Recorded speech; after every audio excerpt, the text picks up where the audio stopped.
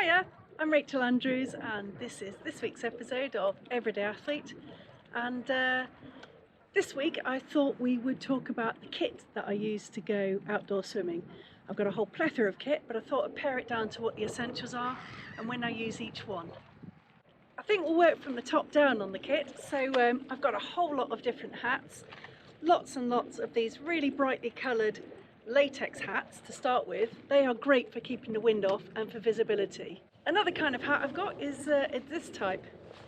It's the over hat. Again, bright and shiny. I'm not really sure how well this would show up in the sea when it is sunny, because actually it needs to be a bright colour rather than silver, but good for keeping my head warm, keeping the wind off, and it might show up. Next up are these, my neoprene hats. These are great. This one especially with the bright colours. I really like the way that one looks, and it is super visible. This one's got some shiny bits, so I guess if I was caught out in the dark, that would help out. This one, the DHB one, fits my head much more closely and feels warmer. This one I'm still getting used to, but it's a little bit bigger. I thought my DHB one was too small, but now it seems actually it's more comfy that it's a bit smaller and tighter and keeps my head warm. As we're working from top to toe, the next thing up has got to be goggles. So I've got two types here. I've got a dedicated open water type. They give you a nice field of vision, really nice and wide, and they're quite comfy on your face. The only thing is they're not great in sunlight. I need a bit more protection for my eyes. So that's where these little beauties come in. And these are DHB Furies, and they are sold by Wiggle. They are so comfy and really great when it's nice and sunny. You can really get a good, you can swim towards the sun, it's not a problem. Your eyes feel just comfortable.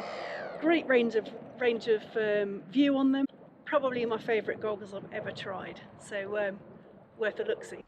Here's my brand new swimming costume. Super excited about this one. It's Batoko, and that's a maker, and it is made entirely of recycled plastic. It feels super smooth, it fits nicely. I'm a size 18 and this is an XL. I like the cool colours, and I thought it would be interesting to see what recycled material, how that works out, and do my bit to save the planet. So you can find where I bought them in the link below. The next thing I want to talk about is gloves. So I wear gloves when I'm skins at this time of year because it can be still pretty chilly, and it allows me to stay in quite a bit longer. The key thing is they need to fit nice and tightly. These ones are tri-bod, so they're from Decathlon, and actually I think I should have gone a size smaller because there's still a little bit of give around my fingers, and that can tend to get a bit of water in, give me a bit of drag, and by having extra water in rather than it clinging to your skin, it doesn't help in terms of keeping you warm. So they work to an extent, but they could be better if they were tighter. Here are my Seaskins booties.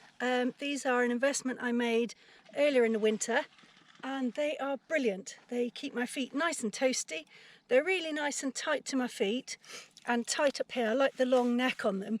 It really keeps me warm, and as you can see from the bruises on my legs, I'm a little bit accident prone, so it protects me for anything underfoot and potentially any bashes around the ankles. So these are a great investment and help me to stay in the water that little bit longer.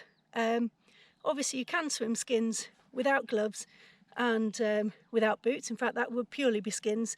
But by wearing gloves and booties, it allows me to do more endurance training and distance training. So yeah, these are the ones I use. Seaskins, and I think they are 5mm thick. A wetsuit's a great piece of kit, and it might be compulsory for any of the events that you're entering. So buying one and how you go about it is critical. It's important that it fits correct. It's a good idea to go somewhere and get one fitted, but if you can't, I'm going to put together a little video about how to put one on. But there needs to be no gaps. You shouldn't be able to find an air gap under your armpits or between your legs. It should be snug to your body and feel like a second skin. Quite a few people start outdoor swimming by getting hold of a wetsuit, and then bizarrely progressed to not wearing one and to wearing to swimming skins, which is interesting, and that is pretty much the same way as I've gone. I do wear it for some of my longer swims. I do wear it if I want to go for a kind of exploration swim, or I'm not sure how long I'm going to be in for, or if it's particularly cold I might put it on. Initially, it is worth having a go at swimming outdoors in just swimmers, or even hiring a wetsuit just to get a feel for whether or not you're into it, and then you can decide on how much you want to invest in a wetsuit, because they vary from pretty cheap at some of the sports superstores right through to specialist type prices for those people that are competing at a high level in triathlons and such. I hope you've enjoyed this introduction to the kit that you need to get yourselves outdoor swimming, and that you're going to give it a go. If you've enjoyed it, please give me a like, drop me a comment, and hit the subscribe button. If you hit the little bell, you'll know when the next one's out. See you next time.